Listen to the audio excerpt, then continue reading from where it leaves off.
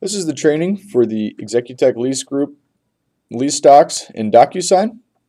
You'll see I'm already on the DocuSign page under the Manage tab. I'll go here first to verify that I have my templates loaded. I'll do this under Templates and My Templates. From there, I just want to verify that I do have the 4-page and the 5-page cancelable lease, as well as the DNA loaded, which all are here. From there, to actually send the lease to a customer, I'm going to click the Send tab.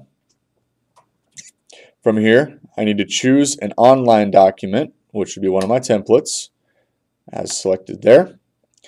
And for this time, we're going to go ahead and do the non-cancelable agreement by selecting that and clicking Add.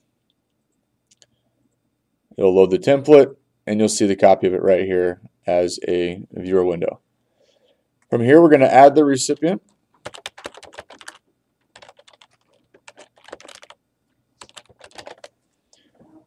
And the name.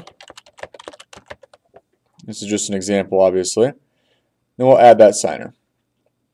From there, we can scroll down, and if we needed to, we can add a business partner or a spouse by clicking the Add Carbon Copy. With the lease, it's not necessary, considering there's only one personal guarantor for the lease. You can add a message to the recipient, such as please complete the document.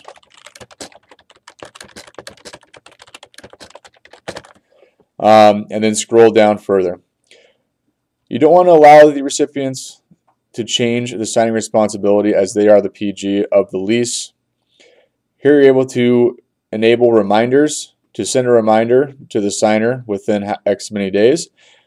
You can also send another reminder after the first reminder for however many days. And then you can also set a reminder for if it's going to expire within a certain period of time, and if you want to warn the signer of that. I'll usually leave that blank before sending it to the signer, though. I'll click the Next button, which will bring me to my document. You'll see that we've already pre-populated the document with all the sections that are required being outlined in red. And we'll go ahead and start going through this and explaining each part of it.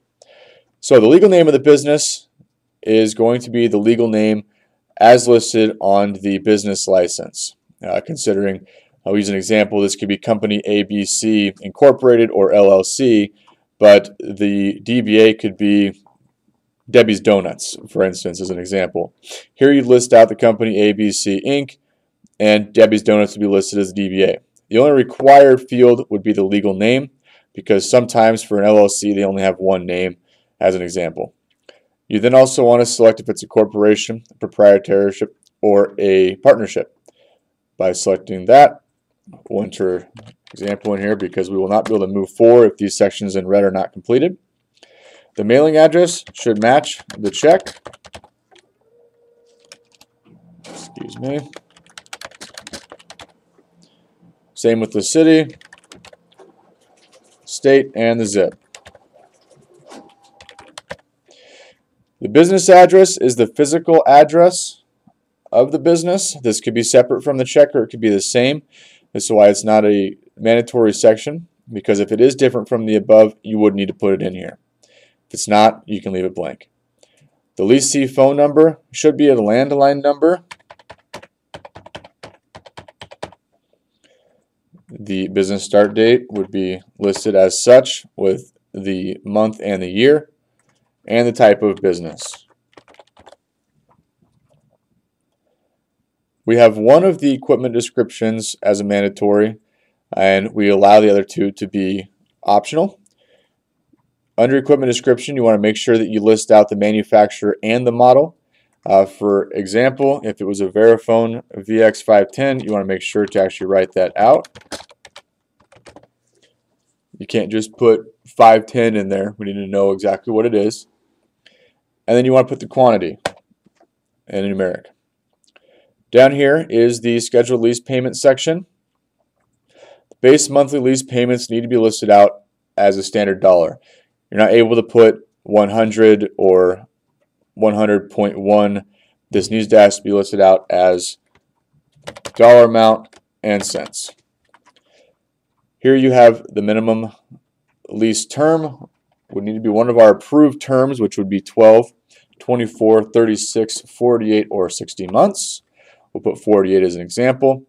Payable assigning of the lease section is left blank on purpose. The bank name would need to match the name on the check or bank letter, obviously. The routing would be the same, and the account would be the same as well. From there, we'll scroll down to the lease acceptance section. We've already populated where the lease would be signed. The title will be filled in by the business owner once they receive the application, and so will the print name and the date sign. So as soon as they click this, these areas automatically populate for the business owner. Same with this section here. As soon as I click this signature button as the business owner, my name is going to automatically populate. Social Security number needs to be filled in before sending. Again, this is a section that would not allow us to send forward if this isn't filled in. The home address needs to match a driver's license and or the credit report. We'll just fill these in so we can move on.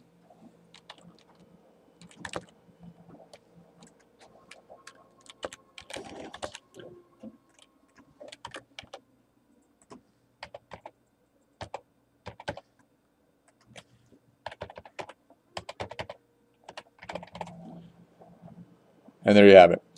Moving forward, there's no information that needs to be put into the following pages other than the initials. We just want to make sure that the initial box is already there before we send it, prompting the customer to initial there as well as there and there.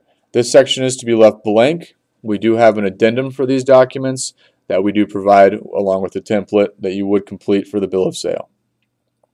From there, we want to make sure to preview our document to make sure that all the areas that are required have been completed.